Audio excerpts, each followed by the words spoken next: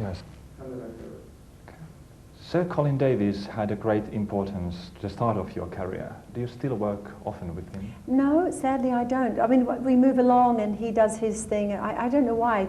Through the very first years that I did the work, I seemed to sort of lose people on the way, and then you gain people, and you come back to them too, you know. So no, I haven't worked for Colin for a very long time. It was quite extraordinary that you already had made some recordings at the time in your 20s. How did that happen? I was just asked to make recordings, so I did it. But that was in New Zealand. Those were early days. I think there were very new recording times as well. So, but then I just kept on making recordings. Like today, you just don't make recordings very easily. The recording business is really in a disastrous state. We all remember you singing at the wedding of Prince of Wales. Is it right to say that this was a turning point in your career or even in your life? I can't really say that it was. I suppose it was a unique part of history, but I'm not sure if it was a turning point in my life because I didn't keep on doing weddings. I kept on doing opera, and that's where I was supposed to be seated, is doing opera. And there aren't so many royal weddings that come around, so I don't think my career was in weddings. Your breakthrough was Countess in Le Nozze di Figaro. Does that opera still have some special meaning to you? Yes, very much. I mean, it's still a wonderful opera. I've always loved it. I've sung it all over the world. I've sung it with many wonderful, wonderful people, great, great people. And I think it sort of remains, Mozart for me remains a very important composer in my life. Have you ever tried modern opera? The most modern I've done would be Strauss, of course, and Samuel Barber, which is Vanessa. And I'll be doing Vanessa again in Los Angeles in the year 2004. But nothing of our time? No, I find that I find it very hard. If you can't hum the tune, then you can't sing the opera, because I need something that has a possible melody to it. And a lot of these modern operas don't even inspire me. I listen to them and think, what is that? It's a bunch of notes that someone went, whoo, and they all came down and landed on a page, and somehow they got on into music, and they called it music, and not my style. So you don't find it beautiful? No. If it's dramatic, it's quite good, and there's some sort of good, very heavy drama to it. But if it's music that goes, I mean, it doesn't do anything for me. That was modern opera. That's modern. Yes, I know. It's called, someone called it elevator music. Your almanac must be full of events. How much are you giving concerts, and how much of your time are you spending singing in operas? I do many, many more concerts now than I do opera. Opera is very tiring, and next March I will be 60, so I think when it's about time to get off the operatic platform and just do concerts. I also am starting my Kiri Te Kanawa Foundation in New Zealand, so that will be launched in February as a gala concert in February in New Zealand, and that's to help New Zealand singers and New Zealand musicians. So that'll be another whole sort of bubble to my career already, so I have to keep working. So with doing the foundation and doing concerts, I think it's enough in my life, along with trying to have a private life as well. Please tell us more about your foundation. The foundation has been formed because I always felt that New Zealand singers, because they've been encouraged by what I've done, and many other singers and performers from New Zealand have gone, and we have wonderful actors and wonderful musicians and singers, that they're all inspired, these young people, but there's always never enough funds or never enough influence. And while I've got so many contacts over in the rest of the world other than New Zealand, I feel that I can use my contacts and my sort of influence to ask people to open their doors for young New Zealand singers and musicians, have auditions when people couldn't always get auditions, because nowadays, unless you've got an agent, the singers can't get an audition. Now, I think that's criminal. I think that the singer should be able to get an audition. So I'd like to say to the singers, look, you don't need an agent. I can call up the opera house and take you there and get you the audition that I think you need, as long as I think the singer's worth it. The singer has got to be of a reasonable standard.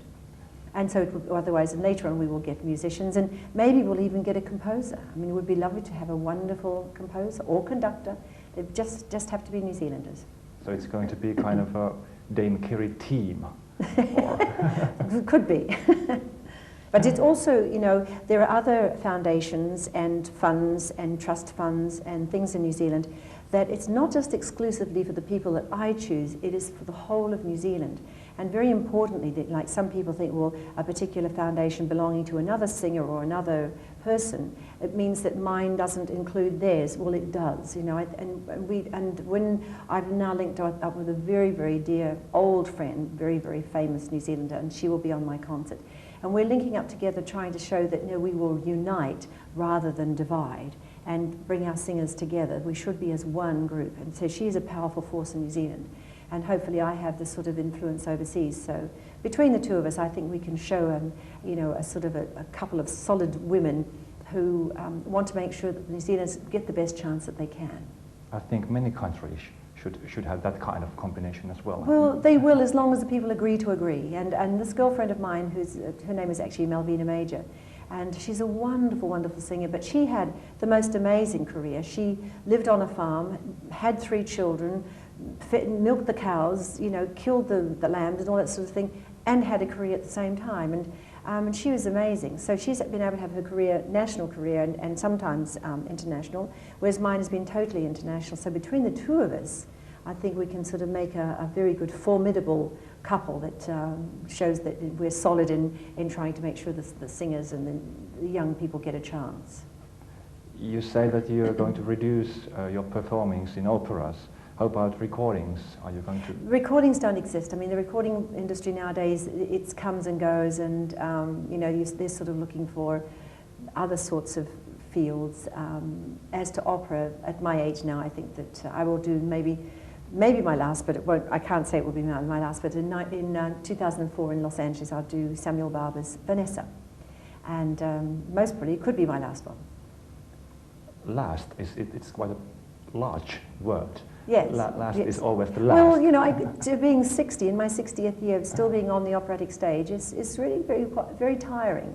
And the concerts aren't as tiring. So the opera, you know, the opera's long time rehearsing, hours and hours of all sorts of things. There's costumes and recording, you know, the orchestra rehearsals and things like that. And it does take a lot of energy out of you. And you know, I can't imagine many 60-year-olds standing up doing you know, an 8-hour day, full out. Do you also feel it in your voice? How's your voice? No, I don't. I don't actually feel it in my voice, but I do feel it in my bones. I sort of start getting my hips start hurting, and my knees start hurting, my feet get sore. So, yeah, it's long hours and hours of standing. That's quite honest. Well, we have to be. I mean, when your body's hurting, you've got to say it's hurting. It's not say, oh, I'm just having a bad day. We all know Pavarotti, Domingo, and Carreras as 3 tenors. There has not been the same success with 3 sopranos. Well, you tell me the only 3 sopranos in the world. Just give me only 3. You say, oh, but there are 12, there are 15, there are 20. There's your problem. Yes. There are only 3 tenors at this moment. But not 3 sopranos. The 3 sopranos, there are 12. Yes, that's true. That's true. So you can't do the 12 sopranos because we all be singing the same songs. You released an album of Maori songs recently. You've said that is your most personal album. Why is that? Well, I think because I've done everything else, and the Maori part of it was very necessary because we were producing recordings that I didn't think were very good. And so I put down a recording that was of excellent quality while, you know, many, many hours of work. And I wanted to show what we could actually do, and that if anyone comes into New Zealand and buys a recording and takes it away out to the rest of the world, it is of the greatest and the best quality, and that's what we want to produce. And I think things are coming out from that now. That you must do as well, if not better, than that recording. There was even a small scandal in Australia with your comment about your fellow Maori. How did that feel? Only a scandal because the reporter decided to make it a scandal. He asked a question and I answered the question honestly. The only trouble is that it hit a very sensitive nerve in New Zealand, which was absolutely true. And of course they say, send her back to singing, don't let her get into the politics. But I'm looking at, throughout the world, as you most probably know, there are things that hit people at a national level that's very sensitive, and I hit a sensitive nerve in New Zealand. What was the key issue? Why was it so nervy? I was telling people to get off their bums and work, basically. Don't wait for handouts. I was saying get off your bum and work, like everybody else. So once again, quite honest speech. I am honest, yes. Yeah. But that's not good for everybody, to be honest. It doesn't work. Honesty is sometimes, you know, it's not so good for some people, especially when the truth is part of the honesty. So you think politics and opera shouldn't be combined? No, not at all. They're totally separated. No, but life is sometimes political, and politics sometimes, you know, in all our areas, politics is dealing with our lives, and our lives sometimes need to deal back with the problems. So, no, I don't like to get involved in politics because that's not part of my game. But what I am involved in is reality and life. You said two last things. You said next year will be your last recording, and maybe some last operas. Will this be the last time in Finland? Oh, I don't know that one. You are still going to give concerts, even yes, if you're not going to give opera. Yes, I mean, journalists talk about my retiring more than I would talk about my retiring, and it seems to be more something that you need to have to talk about in your journalism. And while I'm getting on with my life, I'm sure you wouldn't want to be talking about your retirement at this stage, because why should you? I think, you know, get out of my retirement, get on with something else. I am getting on with life. And your life outside opera, it's like cooking and fishing. Yes. I have a very good private life. I have wonderful friends, and I enjoy my life very much. I've heard that you are a superb and even creative cook. So a what? A creative cook. A creative or creative? Creative. Yes, cook. Well, I do cook a lot, yes. I've learned how to do the Japanese, well, maybe not everyone knows it here, was a tamago, which is the egg dish, which is people eat in a Japanese restaurant. And I didn't realize it came with a very special little tamago fry pan, and the way you make this egg thing, it's like an egg omelette. So I've learned how to do that one now. Last time you said that French fries were your favorite food. No, I don't think that French fries are my favorite, no, but I do like them. So it was kind of just... If that was 12 years ago, maybe French fries were, but no, I'm mainly a fish person, and sushi and Japanese food. I like that food very much. Are you always choosing the program of your concerts? Yes, no one else can. So along with the pianist, I choose the program, yes. Yeah, so do we hear something special here now, or is it just an ordinary type of concert which you're... Well, it's a classical concert, and there are new songs, of course. Poulenc are my latest new songs, and I love my Berlioz and Mozart. But it is a classical concert, and I love to do it. It's sort of a great pleasure to do these concerts, because I'm working with a very wonderful pianist friend, and we have a very, very nice time up on stage, and we enjoy each other very much. Is there still something, some opera or some song which you would like to sing, which you have not done? No, but I think from my foundation point of view, I will most probably try and create new and interesting things around the foundation, interesting things for me to be involved in and inspire, so as the foundation gets more exposure. And along with the people of New Zealand, who are amazingly generous, some of the donations have been just amazing. You know, sort of people that I've been involved with or not involved with for many years have really come up with amazing donations. So I think it will be a very well-endowed foundation, and I think as I don't take any of the money at all myself, it goes straight into that foundation. It will be used specifically for the students, and I'm hoping that the administration will take very little. So, you know, when you're dealing with other people's money, it's a very frightening thing, you know, sort of big responsibility. Thank you for your time. You're welcome. Thank you very much. Thank you. That was quite fascinating, that foundation. Yes. Because it was kind of... Do they do that sort of thing here? No, in fact not. Well, I mean, like, Mickey, who is it? The driver, yes. I mean, he's happening. Yes, he, yes. he should, and there's many. Although Matita Leila, Yes. he created Salvaninen. Yes, Yes, yes. he created that, which was wonderful. But it needs to. It's very costly being a singer in the beginnings, and then it's not.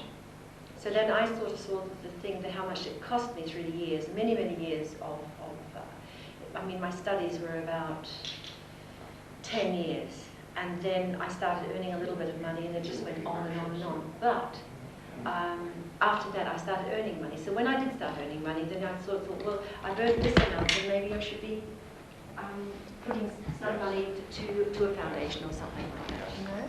And that's true that young people, they don't call me.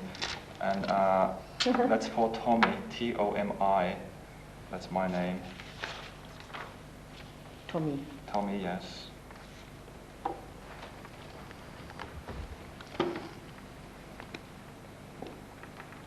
Great. I mean, I was waiting for 12 years to have this sign. I'm glad you didn't hold your breath. I think it's lovely. Yeah, It's I mean, very nice. Yes. I mean, you can't see it in your I'm face. still there. It still looks like me. You. It's still me. And then I have this my guest book kind of. Say. Do you as well? Yes, Tomi, yes.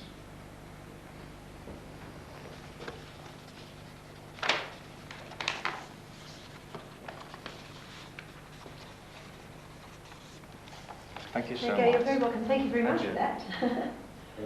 That's all.